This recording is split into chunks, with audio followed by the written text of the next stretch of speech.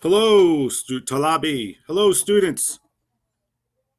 It's Mr. B with this week's GED. Oh, that rhymes. It's Mr. B with this week's GED.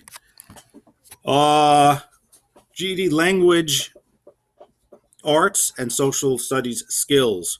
This week, we are going to look at the skill of character. Character. And here it is, character. Um, the week is from 427, which was yesterday, a little bit late, till 5-3.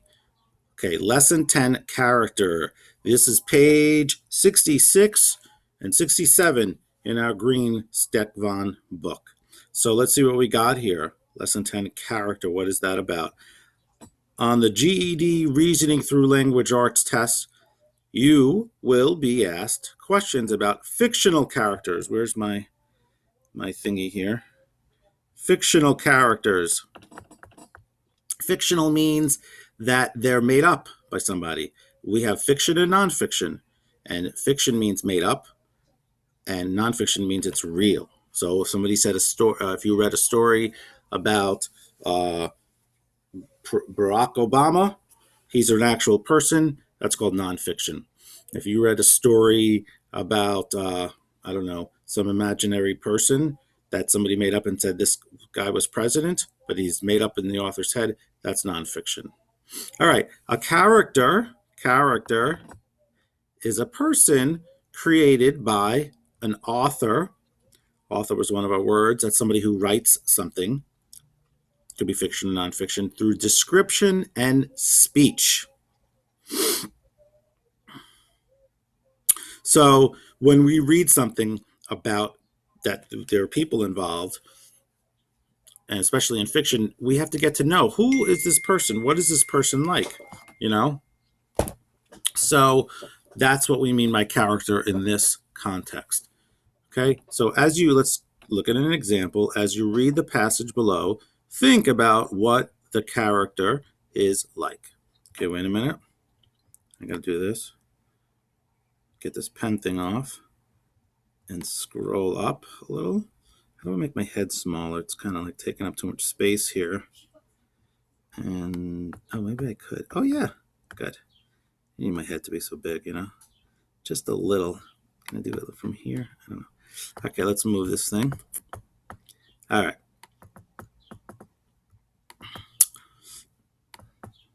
Okay, erase that. Yeah, maybe the writing thing is. Okay, Jesse. Here we go. Jesse spun the globe. Jesse is a person, name, usually a male name. Sometimes it's a woman's name as well, but usually male. Jesse spun the globe. A globe is like a map, but it's circular, like the big ball, and stopped it, like you spin it around, and stopped it quickly by pressing his fingertip. Where's the tip of your finger? Ragged. Ragged. What does that mean? Ragged means like it's dirty. By pressing his fingertip, ragged fingernail, or torn, like dirty and torn, and all on the slick metal surface. Slick is like slippery. Spun this globe down. That's it. All we got here. What are these, students? This thing and this thing, quotation marks. That's right. And what does it mean when we see quotation marks? Well, in this context, it means we're looking at words that are actually said by somebody. So we see quotation, Jesse's talking. That's it. That's where I'll be as soon as I save up enough money. End quote. He said defiantly. What is this word defiantly? To defy, D-E-F-Y, means to like go against authority. So if you say to your children, or like when I say to my children, do your homework, and she's like, no, I'm not doing it. That means defy, and defiantly is, I don't know what form of English that is. Whatever it is, that's what they're doing. Defiantly. Adverb, I guess. Any place will be better than here. And I'll start my own company and be my own boss. You'll see, I got big ideas, and I won't be sitting around in this dead end. Dead end means like there's no way out. This dead end town. I grew up here. I want to get out of here. It's dead end. It's just there's nothing here for me. When I'm 50 or 60 or whatever you are, end quote. He's talking to his father, probably a young kid. I believe. Then we've got quotes here. Oh, somebody who's talking now. I believe you're pointing at the middle of the ocean, his father responded. Jesse's pointing at the globe, and it's like in the water. So we got to know this character, Jesse, and the father a little bit. How? By the words the author used through description and speech. So let's examine that a little bit, and these questions help bring it out. 1. How does the author describe Jesse's emotional state? Emotion is what things we feel, right? And we could look up words, because it tells us here. Okay. Jesse is defiant. Where's that word, defiant? Right?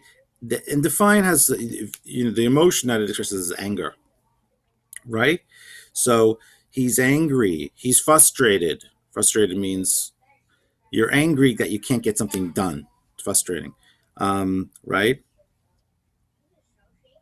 Let's see what other words we have here that can help us figure that out. Any place will be better than here. Could you guys lower that a little, please? Thank you. All right. So that's the main takeaway from that first question. Frustrated. 2, what does the father's comment, what the father said, tell you about Jesse? The father said, I believe you're pointing at the middle of the ocean. His father responded. And what he's trying to say is, the father is, Jesse, you don't really have a plan. You're pointing at the map. You're going to run away somewhere, but you just point, or at the globe, but you're pointing at, your finger is in the middle of the ocean. You're really not, you're really not trying to, you don't have a specific plan, okay?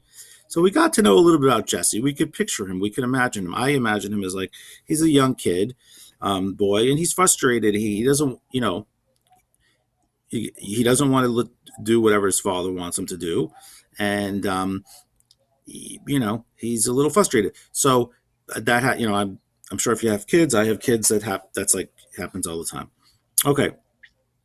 Just getting to know the character. What does it say here? On the GED test, you may be asked to decide how a character would act in a different situation. Right. They'll give you information. You have to get to know the person really, but then they'll ask you a question. What would Jesse do in this situation? Which is you're taking it another step. It's a little harder. You must use what you know about the character to make that decision. Okay. Right? So, if I said, they might ask a question like, what would Jesse like more?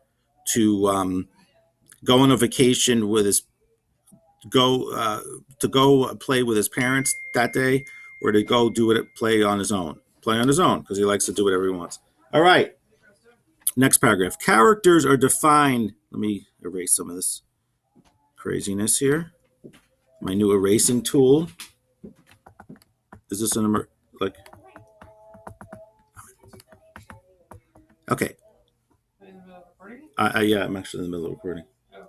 Tom and Stacy said they think they gave us all the paperwork for the swing set. Okay. Did you pause it though? No. Oh, sorry. That's my lovely wife, Deborah. Oh, I'm sorry. We're having a wonderful time. All right. Characters. See, I'm in the same situation you guys are. Home, family, kids. Characters are defined by their physical description. We understand characters by how authors describe. Physical means the way people look. He's bald, pudgy. That's his physical description. Actions, what people do. Words, what people say. as well as the words and reactions of other characters. You can organize these details on a character chart. So in this book, it's how they do every lesson. They teach you the skill, they give you an example, and they say, well, here's a way you can organize it. You don't have to use this, but it could be helpful. You can organize the details on a character chart. You may not always have something to write in each section. So, okay, the character we're analyzing, we're thinking about here is Jesse. His appearance. What words did the author give us to describe what Jesse looked like? Ragged fingernail.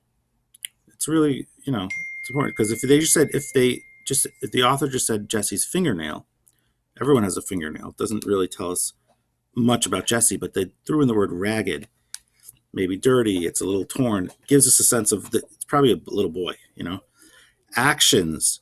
What did Jesse do in this passage? He spins the globe.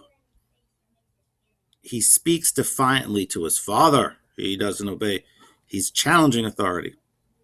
Tells us how he's feeling at that moment. Words and thoughts. What did Jesse say and think? Says he's going to leave. Calls his town a dead-end town. I hate it here. I want to get out of here. There's nothing here. It's boring. All right. Others. What's others? Oh, what do other people say about Jesse? Well, the only other character we have here is the father. And the father, he says to Jesse that you're pointing into the water. The father points out Jesse's mistake. Okay? Gives us a little sense of what this Jesse character at that point of time, what he's like. We get to know him. Okay? So that's that page. Now, I'm going to try this magic trick here with my new toy I'm working with and see if it works. I'm going to click on another tab, and hopefully that will show on the screen. And yeah, where's my face? My face is gone. Oh no. So I think my face disappeared when I did that. So I'm going to stop. I don't know. It might work. It might not. Let me see. I'm just going to do this for a minute. Okay, my face disappeared. But I'm going to stop this for a moment and maybe do the next page, maybe not. But this is okay, well, you know what? I'm going to leave it at this.